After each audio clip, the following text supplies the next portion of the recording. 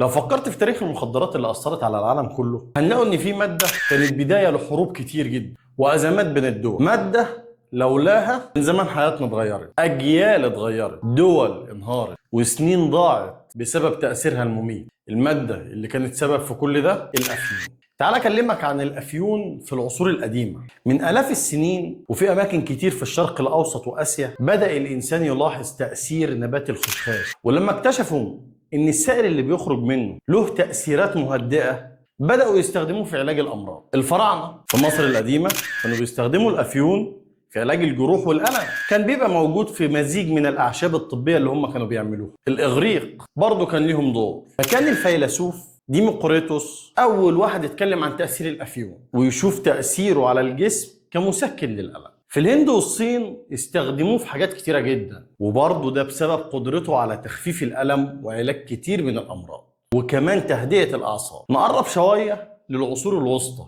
الأفيون في العصور الوسطى، ابن سينا كان من أوائل الناس اللي درسوا الأفيون بشكل علمي في كتابه الشهير القانون في الطب، وشرح ابن سينا إزاي الأفيون يكون مفيد للإنسان، وبرضه حذر منه تحذير شديد لأن لو استخدمناه بشكل غلط هيضرنا ضرر كبير جدا جدا جدا. ابن سينا كان عارف تأثير الأفيون المهدئ، بس دايما كان بيحذر الناس من تأثيراته السلبية لو كانوا اتعودوا عليه. نروح لأوروبا، ومع مرور الوقت والزمن بدأ الأطباء والعلماء في أوروبا يدرسوا ويعرفوا من الأفيون من خلال الكتب اللي كانت ترجمت من قبل المترجمين اللي كانت معمولة من عند العلماء العرب. بدأوا يستخدموه في الطب، بس كانوا دايما زي ما كان ابن سينا بيعمل، كانوا دايما بيحذروا الناس من تأثيراته علشان ما نوصلش لمرحلة الإدمان. جينا للعصر الحديث وخاصة في القرن ال19، الأفيون مش بس كان في ايد الأطباء والعلماء، للأسف ده دخل في حروب واتشهرت وقتها بحرب الأفيون. بريطانيا بدأت تصدر الأفيون بشكل تجاري للصين، وطبعا علشان تكسب من وراه، والصين وقتها رفضت رفض تام علشان عارفة ايه اللي ممكن يعملوا نبات زي ده في الشعب عندها وشبابها. وسنة 1839 بدأت حروب الأفيون بين بريطانيا والصين. الصين حاولت بكل الطرق تحارب تجارة الأفيون، وده خلى بريطانيا تتدخل عسكريا في الصين، وفرضوا معاهدة تسمح باستيراد الصين للأفيون بشكل رسمي وتجاري، سميت وقتها بمعاهدة نانجينج، ودي كانت واحدة من أكبر الأزمات اللي حصلت في العالم بسبب الأفيون. في نفس الوقت وخاصة في بداية القرن ال19 فريدريتش سيرتر في ألمانيا اكتشف إن المورفين من الأفيون، المورفين كان أقوى بكتير من الأفيون العادي، وكانوا بيستخدموه كمسكن قوي جدا في إصابات الحروب خاصة. ولكن مع مرور الوقت والزمن الأطباء بدأوا يلاحظوا حاجات غريبة، بدأوا يلاحظوا تأثيرات إدمانية على ناس كتير، وخاصة على الناس اللي كانوا بيستخدموه لفترات طويلة. وطبعا زي ما احنا عارفين إن الأفيون تأثيره على الجسم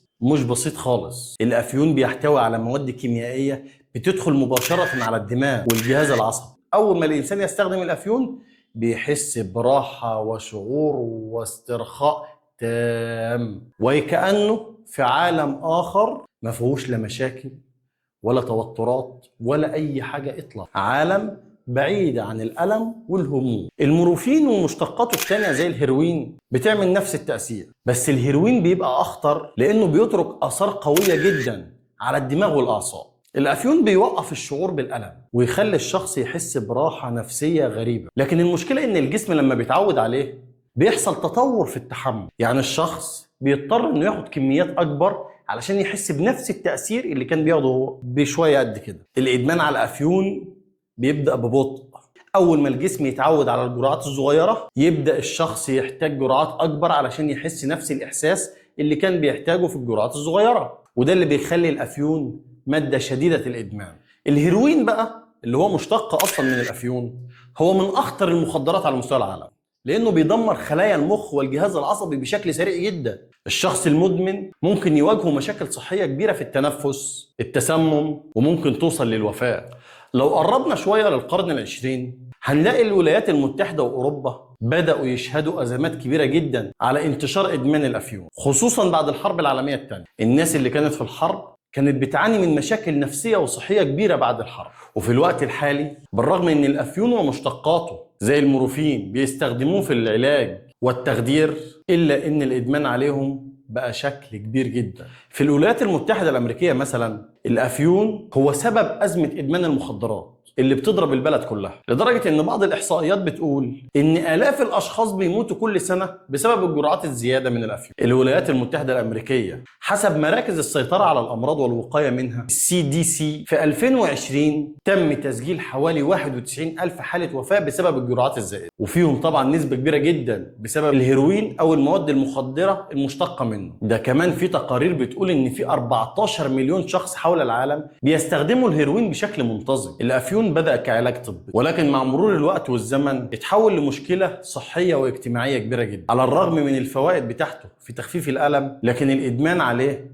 بيشكل تهديد كبير جدا لصحة الإنسان والمجتمعات ككل. لازم نكون حذرين جدا في التعامل مع المواد دي، ونفهم تأثيرها مش بس على الجسم لكن كمان على المجتمع كله. في النهاية ربنا يحفظ شبابنا وأولادنا واخواتنا، وربنا يعافينا من كل حالات الإدمان أيا كانت المادة إيه. لو عجبك الفيديو ما تنساش تشترك في القناة وتعمل لايك وشير وكومنت وتفعل زر الجرس، وتكتب لي في الكومنتات تحب نتكلم عن ايه في الحلقة الجاية ان شاء الله.